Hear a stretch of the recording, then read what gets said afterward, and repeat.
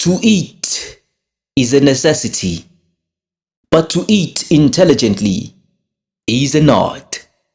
La Rochefoucauld. In today's edition, we're covering nutrition, an important, if not the most important part of our lives. We'll be diving into the history of nutritional products, its fair share of trial and error, dating back to the 1930s, before it turned into a billion-dollar industry that it is today. So make sure you grab some popcorn, have some orange juice, and take a seat, because we're about to go on a wild journey.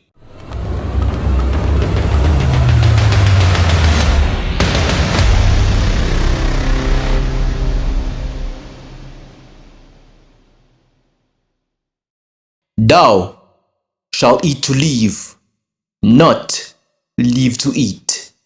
Socrates. Nutrition dates back to the dawn of humanity, before anyone even thought of the invention of nutritional products. Back then, diet was largely determined by the availability and palatability of food. The techniques and teachings that were used to obtain and prepare food came from trial and error and the incredible capacity of human invention.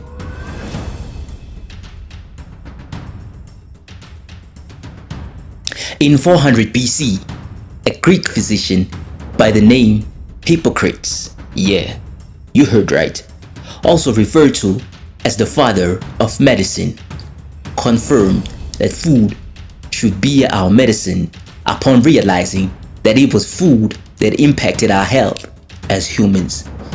He confirmed that food impacts us, our bodies, and our minds, and that it helps prevent illness. In ancient Greece as well as Asia, it was nothing to use food as medicine. The people living in those times were not aware of what we now call vitamins, but were able to adapt and cure vitamin deficiencies without hassles. In actual fact, it is rumored that they used juice from lamb liver to treat night blindness and eye diseases often caused by the deficiencies in vitamin A. It is also said that garlic was given to the original athletic Greek team as a means of performance enhancement, ridiculous as that may sound. Something that in today's age we're most likely to find in protein shakes and supplements. While ginger, even before the COVID pandemic, had its many uses in food and medicine, primarily a good source of vitamin C. It is believed to be good for the metabolism. In 1747, British Navy physician Dr. James Lind noticed while on board a Navy ship that many sailors suffered from a strange illness, which included fungus on their flesh, putrid gums, and terrors, an illness which was known as scurvy. Dr. Lind was prompted to do a research experiment on possible cures for the illness. First thing he noticed is that the sailors ate non-perishable foods such as bread and meat. So he divided them into groups. One group he fed a pint of seawater a day. One group a spoonful of vinegar. The other he fed a quart of cider a day, and the other he gave citrus. Those given citrus healed quicker, proving that the sailors lacked vitamin C. However, despite his successful experiment, it was only in the 1930s where vitamin C was discovered. His experiment nonetheless changed the way physicians thought about food, thus creating a market for nutritional careers in the 20th century. In 1912, a Polish doctor named Casimir Funk, yes, his name has nothing to do with the funk movement. Mr. Funk coined the term vitamin, an amalgamation of the words vital and amine, and he further theorized that vitamins were essential for life. In the 20th century, many vitamins were discovered, from vitamin A to Z, filling all the alphabets. The concept we today know as supplementing of human health with vitamins was born.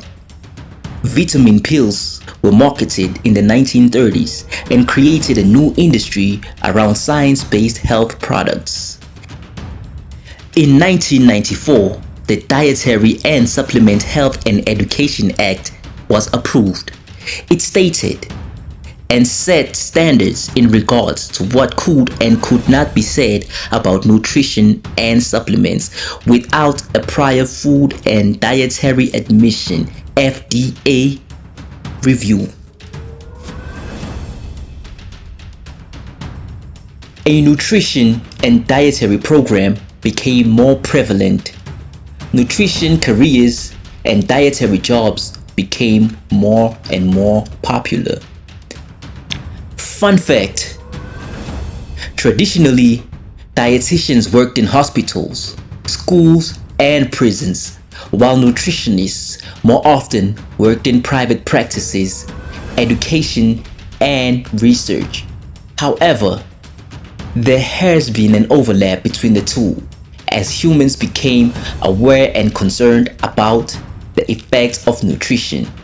The field of nutrition has seen massive expansions, and this continuing demand has fueled increasing nutrition jobs and has provided more career opportunities than ever. Without a doubt, dietary supplements are here to stay and are estimated to be valued at a whopping $349 billion. The rise of this industry is a clear indication of how humanity is mindful of their bodies, minds, and overall health. There is an estimated 17 million fitness membership growth worldwide, which is evident of the high demand of this industry. North America and Asia Pacific together make nearly 65% of the total sales of dietary supplements. The US being the leading country in sales, followed by China and Germany. Further studies show that in the United Kingdom and Denmark, 60% of adults consume supplements, women being the highest consumer. In fact, studies further suggest that women all over the world are the highest consumers of dietary products, with Herbalife being the highest consumed product. The global nutrition market has been valued at $383.4 billion and is estimated to be worth $719.69 billion by 2032. China is also listed amongst the biggest consumers of dietary products, with a whopping $4.4 billion reported. If you're a person that's considering entering this market, the doors are wide open and the numbers speak for themselves. Whether you are looking at it from a consumption or an investment perspective, it is all systems go. Remember, if you find value in this content, show some love. Hit like, hit subscribe so I can know if I can give you some more. My people, it's been a pleasure. Stay frosty.